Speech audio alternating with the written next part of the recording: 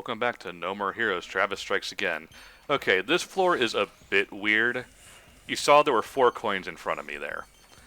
This floor has 4 different spawn points, indicating the number of coins in front of you. To get everything, you kind of have to spawn at certain points sometimes, so I'll be going over how to get everything. Oh. Oh. Is it random? Yes. Oh. Mind you, it's only 4, and I think the only thing that's specifically depending on your starting point is something you can get from either point 2 or 3. Shit like this is the reason speedrunners only ever seem to go for any percent speedruns. No, there are plenty of 100% runs. It depends on the game, from what I Yeah. can tell. Because if there's for a Is game it like the Tales of Symphonia 100% run, like 80 hours or something? yeah, but nobody There does. are Not a lot of plenty people of do 100% the- speedruns. You just never see them online anywhere because all the events go for any percent. All the Yeah. streams go for any percent because it's less of a headache for the people putting on those events. Yeah, well, Games Done Quick has plenty of 100% runs. it depends on the game you're doing. Because if you've got a Yeah. game like, say, Ocarina of Time, where the any percent run is done in 10 minutes, then they'll often show a different category because they want a run that's not 10 minutes long. Because after the novelty of, oh, so I walk into this wall and then suddenly I'm at Ganon, after that wears off, it's not the most interesting thing to watch. It's not something that you base a yearly stream event or charity event around, you know. Which is why, from as far as I'm aware, whenever they do bring a game that they've already done back, they will usually have it be in a different Category. Yeah. Unless if the game has significantly changed. Like there's a new glitch or whatever that changes how the game is run completely. So you walk through this floor and now you're at Ganon before you're supposed to. Or Yeah, totally but nobody really want to do a 100% speedrun of a game where part of that 100% is randomized so that you can't control how fast you get it done. I mean, most games have some degree of RNG you have to account for. generally speaking, from what I can tell as well, the longer the game is, the less the runner cares too much about that because it's It tends to average out over time. It's like when you are doing a 4-hour game for a speedrun, it's just like if you lose 20 seconds because of RNG, nobody really cares that much. It's for the people for whom 1 minute and 53 seconds versus 1 minute and 52.5 seconds is the difference between getting world record or not, where they get really salty about that kind of stuff. So, there's a big... if you haven't watched the history of speedrunning videos on YouTube, I would recommend looking it up because it's interesting seeing how and when certain things are discovered. But there's stuff like Super Mario Bros. 3, where, again, one of the categories in that game is no warps, which is considered to be very difficult because there's RNG involved in it when you're walking through the part in World 8 where the hands can drag you down into the ground. And basically, they describe it as you play an hour to basically have the game decide whether or not you get to have world record.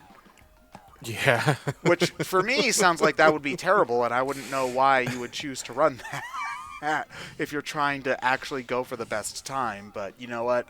I also don't understand a lot of things about speedrunning, so you do you, I suppose. I just don't have the discipline for that kind of thing. I give up way too easily for that. Depends on the game. I don't see the appeal, personally, to be honest, because a lot of speedrunning stuff just seems like, yeah, you're playing this game to skip all the fun stuff now, aren't you? That's subjective, though. Yeah. People play games for different reasons. Yeah, I know. It just so happens that all of the reasons I play them for are the reasons the speedrunners skip over for the sake of time. You know? I get it because there's the huge adrenaline rush of when you beat your time or whatever. You're like, woo! And, what often you see them, popping off and whatnot. I guess that's just not really for me, though. I play games more to relax 9 times out of 10 and not to get stressed out and then angry about it. Well, but this is why I like when they're broken up into different categories. Yeah, most games have different categories. Yeah. Yeah. So it's like if you're not interested or just particularly bored of falling through the floor to fight Ganon. But like, Yeah, the only games that really don't have either any percent or 100% runs is either when the 100% run is obnoxiously long, like the aforementioned Tales of Symphonia, or if the 80% is I walk to the left, go through a wall, and the game's over in like 2 seconds. so like, the thing is, like, I do enjoy speed in a game, but I don't necessarily enjoy what we know as speed running, because when I think of speed as a fun gameplay thing, I think of like the flow of navigating the game's challenges efficiently. I don't necessarily think of. I mean, that's essentially what glitchless runs are. Yeah, that's glitchless runs. You'd be interested in watching glitchless runs. No, I wouldn't, because that would involve a lot of backdashing shenanigans and shit. I mean, that's still You know- still maximizing your speed to get No, through the that's game. that's not exactly what I'm talking about. That's intentionally making things flow in a weird way to save time, which is like when I play Alucard in Symphony of the Night, I prefer the feeling of just running to backdashing everywhere, which Walk like a human being, for God's I'm sake. not a Oh, human. God. I'm a vampire. like the only I'm a time vampire. I've ever been Excuse me. the only time I've ever been able to stomach using a movement exploit like that to speed myself up in a game is Super Mario Sunshine, where you can just like dive infinitely along the ground to pick up speed. Oh yeah, having Mario like get severe stomach burn by going hup, hup, hup, hup, on the ground. Because is for fun. for some reason the game feel that accompanies that move is legitimately smoother than just running. But You see- like I think Yeah, but you see, the way you feel for that is the same way I feel for backdashing and I stuff. feel I feel like the difference is whether or not it's intentional. Like, because the example I always think of is Paper Mario, where I do the ballerina twirls in order to move across the stage faster, which I feel like they put that in there so that you can move faster. Versus, I get what Lewis is saying, where it feels weird to be doing something that feels like an exploit. Like you're cheating the game. It feels and not it doing it the way your like quotation marks backdashing should. feels jittery to me. It feels like a bug. is It's the thing. It's the same reason why I don't like doing stuff like jumping up the same wall in Metroid, because it feels like I shouldn't be able to do this. It This feels seems like you cheating. shouldn't be able to do this. It seems like cheating, and that seems to be a feeling the developers shared because they stop you from doing it in later games. Except for when they change their mind and suddenly in Zero Mission Yeah, you so can do it they again. stopped you for doing it for one game, and then they went back to Can the you original. well, jump on yeah, a because single people wall in who Samus liked it for Returns? some reason bitched. No, you cannot. Okay. People- so, people yeah, who then liked they it change for their some mind reason again, which bitched, means that but- for the next 2D Metroid you will be able to jump up the same wall. It's a pattern. All right. If we're being no, technically they're being consistent after that because for being technical, But like, you know. Metroid Other M only allowed you to do kick. That's jump not off a of that's the- not a 2D Metroid game, John. But I guess my point though is that in most games I feel like it doesn't satisfy me unless I'm doing something that feels like something the character would be doing, like something that feels like an organic part of the fantasy rather than just a gamey thing. So you think Mario gets stomach burn constantly? That's in character. for you. Mario's jumps stopped making sense the moment they started adding jumps that go higher the more times you jump in a row, so I gave up. So, yeah, sure. Now he can fly along the floor now. Okay? He just Oh my God! It is a stick. You have to like go. Why? Who Yeah. in their right mind designed a car to do it that way? What? To like What stick shift? yeah, like I mean, I get needing to putting it into different gears, but who was the smartass who decided to put all the gears that you need to do in that random ass order? I don't get it. Wait, what? Wait. What? I'm confused. What's happening right now? We just stop the race. Because Why? we want to fight. We're going to fight now. Cool. I mean, we got to have a boss fight. Man, Travis, how can you, with a straight face, describe your hometown as beloved? I don't think anyone in Santa Destroy loves Santa Destroy. To be fair, why does anyone from Detroit like Detroit? No one does. Because it's you can't make fun of it, but we can. No one does. No one does. Not these I've- days. I feel like the only people who actually like their city are New Yorkers. The only people who like And Detroit that's why nobody are likes New Yorkers. the only people who like Detroit, okay, are Robocop fans who don't live in Detroit, okay? That seems legit. I buy that. Anyway, I mean, I would say Philadelphians love their city, but we have a statue of a fictional character on next to museum I say steps. Chicagoans like their city pretty well. So, is it true that they had to take the Rocky statue down because people were almost hurting themselves trying to climb up the stairs? No, they took it down from the stairs because it was something with the city saying they didn't want what they considered a movie prop being on top of the stairs, like from a legitimate art museum. I mean, it's still they're next to the stairs now, but they're not on top of the stairs anymore. That's kind of snooty for such a shitty town, you know. It does sound a bit snooty. I mean, to start talking about culture, you kind of have to have a good town to prop yourself up that way. To me, I personally miss the statue being on top of the stairs because Wasn't there also a thing where like there was a Robocop statue that was planned or something that got shot down by the city as well? which should be a thing if you ask me, because well, who cares? There's nothing else to see in Detroit. Right? I mean, if they Give them the RoboCop statue. I mean, here in Boston, if somebody was going to make a statue of Matt Damon, they probably would. We're talking like actual Matt Damon or Team America Matt Probably. Damon? Both of them.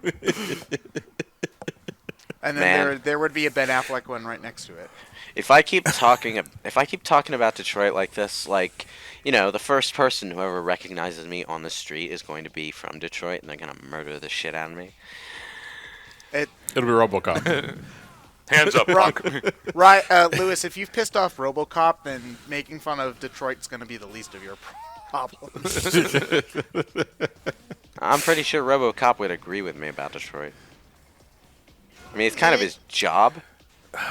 I never took. Actually, no, I don't think RoboCop's love of the city was ever a thing in any RoboCop No, movie. he was just a cop who happened to live there. Yeah, just a cop in Detroit. Yeah. He was just a very, very serious Inspector Gadget, you know? I always get... I hate that.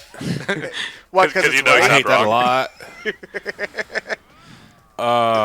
Go RoboCop copter. The live-action Inspector Gadget was just... Did he ever have a finger lighter? The probably live-action could. Inspector Gadget movie was just the best, okay? No, he didn't have a finger lighter, but he did replace his hand with a flamethrower. He had in the third he movie. had a finger that popped out a toothbrush, which is like the most practical thing Inspector Gadget's ever I'm had. talking RoboCop, not Oh. Inspector Gadget. Oh, RoboCop? Okay. Yeah. Death Battle, RoboCop versus Inspector Gadget. I'm pretty sure it's already been a thing. No, RoboCop fights Terminator. Who won? Which is a more fair battle, to be really honest. RoboCop. What, because Inspector Gadget would kick RoboCop's ass? Yeah, I agree. Well, Inspector Gadget is certainly more mobile. He's also immune to pain, because he, nearly kills himself every episode and is fine. That is true. So, I don't would think just- RoboCop would be okay. able to win the long fight. The fatality in that death battle would be Inspector Gadget handing RoboCop the self-destructing letter. You know? Probably. Probably.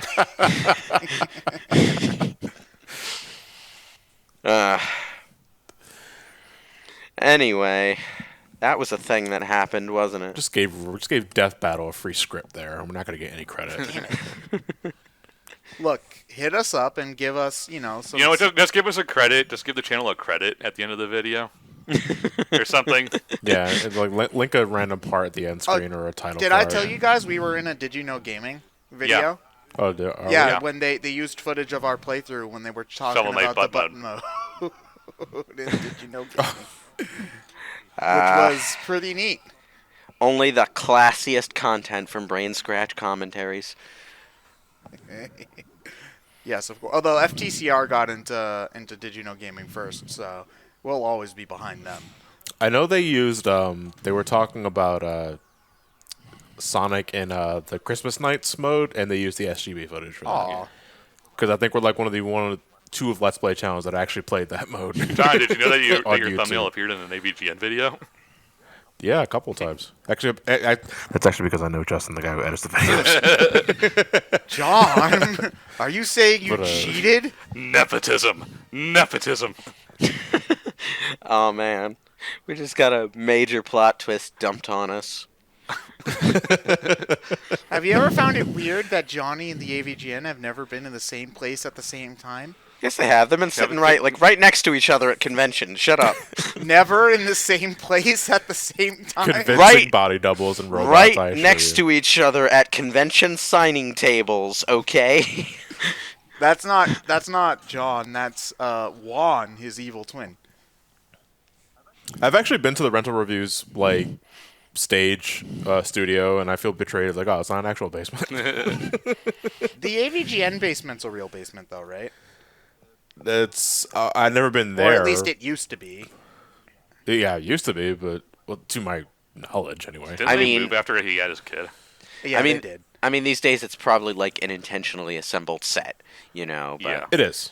like in the early days, I think it might have actually just been a legitimate basement. There are definitely a lot of YouTubers today that just shoot in their room Man, or office.